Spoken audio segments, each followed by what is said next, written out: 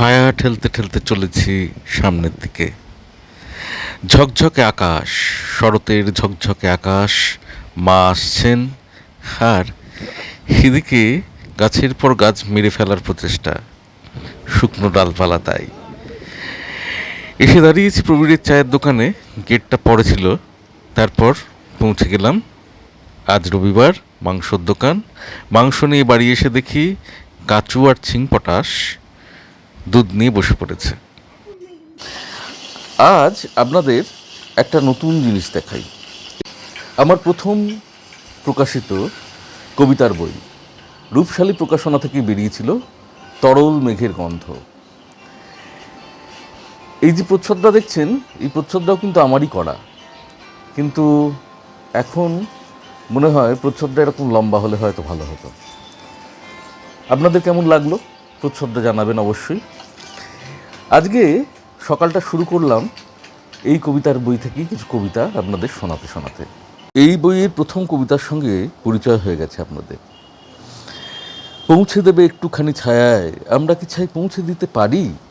অন্ধকারে ঘুরতে ঘুরতে ভুলেই গেছি কোথায় ছায়ার বাড়ি।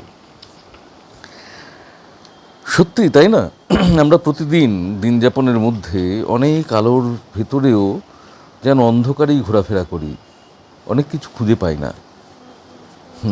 মোল্লা নাসির উদ্দিনের একটা গল্পের কথা মনে পড়ে যায়, সে গল্প একদিন শেয়ার করব, হতে পারে কাল। চলুন এই কবিতার বইয়ের পরের কবিতা আপনাদের শোনাই। সাত সকালে শহরের গান। এক, ছেঁড়াখোড়া পাজামা, গায়ে গামছা, ট্যাপকলের মুখ থেকে ছাড়া পেয়ে পড়ি কি মুড়ি করে ছুটছে জল। দুপাটি হাওয়াই চটি, নীল আর সাদা নৌকা হবে এবং ভেসে যাবে। দূর থেকেই অচেনার উপায় নেই, এই সেই আমি কিংবা আমার শহর। এই ছবিগুলো দেখুন, কবিতার মধ্যে আঁকা হয়েছে, একদমই আমাদের অত্যন্ত পরিচিত ছবি। সাত সকালের শহুরে গান। দুই, বিড়বিড় করে বকছে, বিড়ি খাচ্ছে, হাত ছুঁটছে, পা ছুঁটছে, ড্যাব ড্যাব চেয়ে আছে সাত সকাল। রাস্তাটা আড়মোড়া ভাঙছে, একটা বিশাল হাই এসে আটকে যাচ্ছে দাঁতের পেছনে। ফুলঝুরির ফুলকির মতো টুংটাং সূর্য ঝরে পড়ছে বটের চুল সরিয়ে। কুকুরছানাটা লেজ নাড়ছে, ধুলো চেটাচ্ছে, ঠ্যাং তুলে মুতে দিচ্ছে ডাস্টবিনের নাকের ওপর। বিকেলের উত্তাপ। এক, বিকেলের উত্তাপ, ছাদের নীল আলসেমি আর কার্নিশে হলুদ পাখির বাসা, এইসব চিহ্নগুলো যোগ বিয়োগের নয়, বুঝতে পারি। বিকেলের উত্তাপ। দুই, লাঠিটার শব্দ পাচ্ছি, উনি আসছেন, সিংহ জেঠিমা। ইদানিং শব্দটাকে বিকেলের শব্দ বলে মনে হয়। বাঁধানো পুকুর পাড়, মনে হয় সারাদিন সমস্ত গলিপথ, ফুটপাত, হাইওয়ে ঘুরে শহরটা আসছে স্নান করতে। কেমন লাগলো কবিতাগুলো জানাবেন। এর পরে এই বইয়ের যে অংশ বাকি রইল আবার কাল শোনাবো যতটা পারি। আর আজকে তো বুঝতেই পাচ্ছেন, মাংস কিনতে গিয়েছিলাম, দেখেই বোঝা যায় আজ রবিবার, এবং সেসব রান্নাবান্না হবে। কালকের খানিকটা উলভাতে বোধহয় রয়ে গেছে, সেটাই বোধহয় স্টার্টার আজকে, দেখা যাক কি চলে। তার আগে আমরা এরপর দেখে নিই অতীতের ঘটনাবলী। আসলে আমি চাইছি, কালকে তো 17 থেকে 19 বলে তারপর 20 পর্যন্ত চলে এসেছিলাম, আজকে দেখা যাক কতটা দেখাতে পারি। আসলে চাইছি দিনের সঙ্গে দিন মিলিয়ে নিতে, তাহলে ঠিক মতো চলবে বিষয়টা। আর কালকে একটা কমেন্টের কথা বলেছিলাম আপনাদের, বলেওছিলাম যে সেই কমেন্টের রিপ্লাই আমি কি দিয়েছি সেটা আজ জানাবো কোনো এক সময়, কাজের ফাঁকি। এরপর অতীতের ঘটনা বলি, তারপর জলখাবার, তার ফাঁকেই একটা বুক বাইন্ডিং আছে, যদি করে ফেলতে পারি। জলখাবার খেয়েই আবার বেরিয়ে পড়তে হবে পড়াতে। পড়িয়ে এসে স্নান খাওয়া দাওয়া। দেখা যাক এর মধ্যে মধ্যে আরও কী কী চলে এবং কী কী কথা হয় আপনাদের সঙ্গে। চলুন ঘুরে আসি অতীতের ঘটনাবলী থেকে।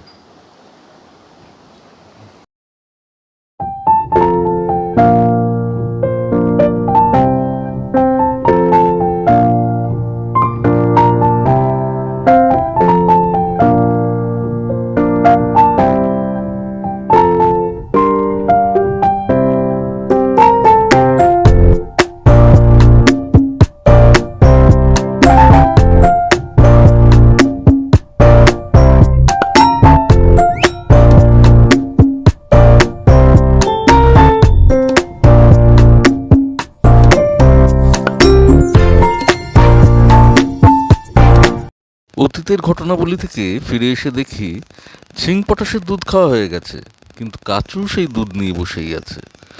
কি চিন্তা করছে? ট্যালেন্টের বইটা সামনে খোলা।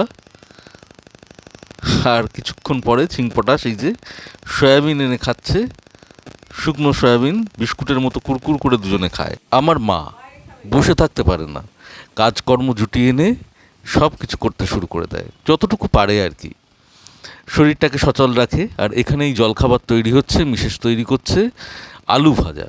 আজকে আলু ভাজা আর মুড়ি। আমি বসে পড়েছি সেই বাইন্ডিং নিয়ে, দেখি খানিকটা এগিয়ে দিই কাজটাকে। এইভাবে আপনাদের আগেই দেখিয়েছি, এটা স্পাইনটায় আঠা লাগানো হচ্ছে। এই আঠা লাগানোর পর এটাকে রেখে শুকোতে দিয়ে আমি বেরিয়ে যাব, আবার পরে এসে এই কাজটা ধরে নেব। এসে গেছে জলখাবার। ছিং পটাশ আর কাচু পটাশ কি করছে কি জানি না। কাচু তো পড়া করছে, ট্যালেন্ট। ছিং পটাশ এই শিব ঠাকুরকে সাজিয়েছে, আর ওপরের এই পাখাটা তৈরি হচ্ছে কাচু চক্রটা, ওটা কাচুর তৈরি, অরিগামি।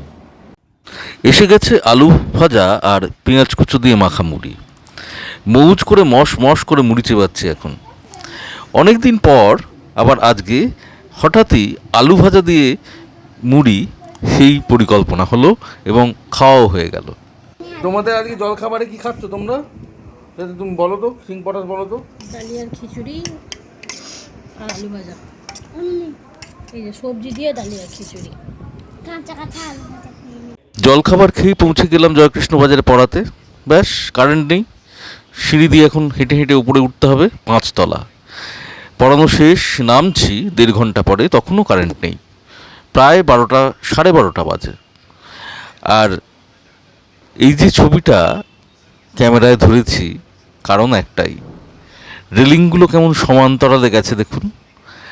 আমরা এরকম সমান্তরালে এগিয়ে যাওয়া পছন্দ করি। এসে গেছি, বাড়িতে এসে দেখি ছিং পটাশ আর কাচু মাংস ভাত খেতে বসে গেছে। এই যে ছিং পটাশ হাঁ করলো, আর ও ঘরে বাপিও বসে গেছে, বাপিরও আজ খুব মজা। আর তার মাঝখানে আমি বই বাইন্ডিংয়ের বাকি অংশটুকু তার মধ্যেও খানিকটা বাকি রেখে সেরে নিচ্ছি আর কি। এরপর স্নান করব, খাওয়া দাওয়া শুরু করব। যাই হোক, অনেকটাই সেরে নিলাম। এই স্নান করে এসে গেছি, মিসেস খাবার বাড়ছে, মা ভাত দিয়েছে, ওল ভাতে দিয়েছে। মাংস হলে মিসেসই মাংসটা তুলে দেয় বাটিতে বাটিতে। ওল দিয়ে ভাত মাখছি। ব্যাস, দুপুরের খাওয়া দাওয়া কমপ্লিট। খেয়ে দিয়ে বসে পড়লাম আপনাদের সঙ্গে। কিন্তু বিষয়টা হচ্ছে, খেয়ে দিয়ে উঠলাম আর মেঘের গর্জন শুনতে শুনতে, প্রচণ্ড মেঘ গর্জন করছে। কালো হয়ে এসছে বাইরেটা অনেকটা, তবে খুব কালো নয়, যদিও বৃষ্টি আসতেই পারে। এলে একটু ঠান্ডা হবে, এত গরম সহ্য করা যাচ্ছে না। তো আজকে একটা নতুন জিনিস হবে, হ্যাঁ হ্যাঁ বলবো না, কালকে দেখাবো, সন্ধেবেলা হবে। তো সেইটা জলখাবার। আর রাতে বললাম একটু রুটি করতে, কারণ মাংস দিয়ে রুটিটা খুবই পছন্দ করি আমি। কাচুও পছন্দ করিস নাকি? কাচুও মাংস দিয়ে রুটি ভালোবাসে। এবার ভাত হয় ঠিক আছে, কিন্তু আজকে একটু রুটি খেতে ইচ্ছা করলো, সেই জন্য আজকে রুটি খাবো মাংস দিয়ে। সেও কালকে দেখাবো, যদি মনে থাকে। ভুলে গেলে আর দেখাবো কী করে। কিন্তু সন্ধেবেলা যেটা জলখাবার হবে সেটা অবশ্যই দেখাবো। দেখতে থাকবেন, সেটা কালকে বলবো না, আজ একটু।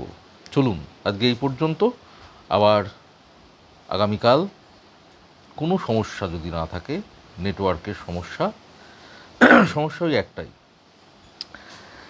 তাহলে অবশ্যই আগামীকাল আবার দেখা হবে। টাটা।